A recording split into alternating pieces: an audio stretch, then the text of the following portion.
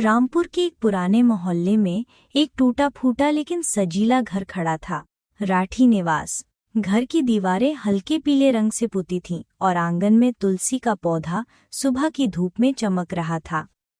यहीं रहती थी संगीता, घर की बहू। बड़े गहरे रंग की साड़ी पहने, माथे पर सिंदूर, कमर में बंधा पल्लू और चेहरे पर एक थका थका लेकिन सौम्य मुस्कान। संगीता का दिन तड़के 5 बजे शुरू होता था। पहले सास के लिए गर्म पानी, फिर पति रवि का टिफिन, फिर बेटी पिंकी की कॉपी किताब और खुद के लिए बस एक अधूरी चाय और मन में अधूरे सपने। रोज सोचती, क्या मैं सिर्फ रोटी पकाने, बर्तन धोने और आज्ञा मानने के लिए ही बनी हूँ? कभी वो छत पर अकेले बैठती थी, तारों को निहारती और मन ही मन सोचती, काश कुछ कर पाती। और फिर एक दिन मन में हलचल हुई।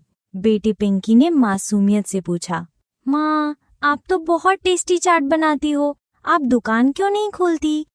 उस दिन संगीता ने तय कर लिया, अब कुछ अलग करना है। अगले दिन उसने पुराने लकड़ी के स्टूल को धोया, छतरी को साया बनाया और किचन के कुछ बर्तन इकट्ठे किए।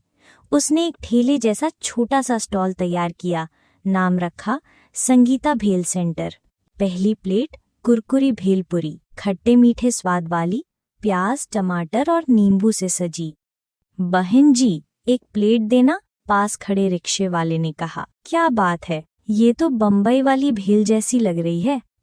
संगीता का चेहरा उस दिन सूरज की तरह दमक रहा था।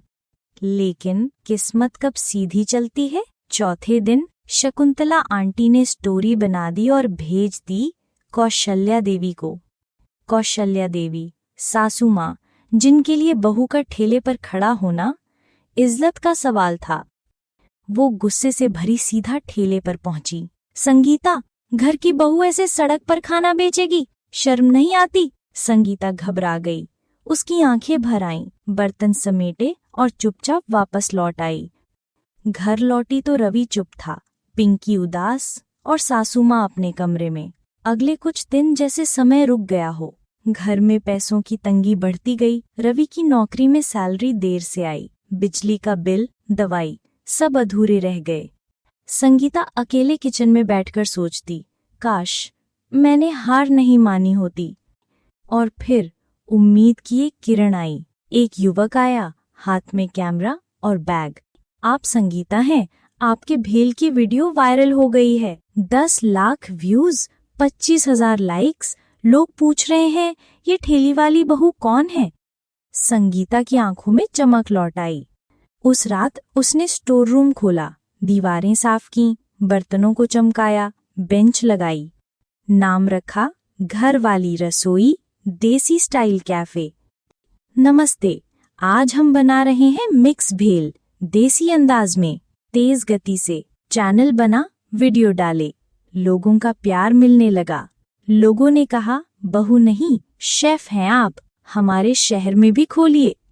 कौशल्या देवी चुपचाप वीडियो देखती थीं, कभी हंसती, कभी सोच में पड़ जाती।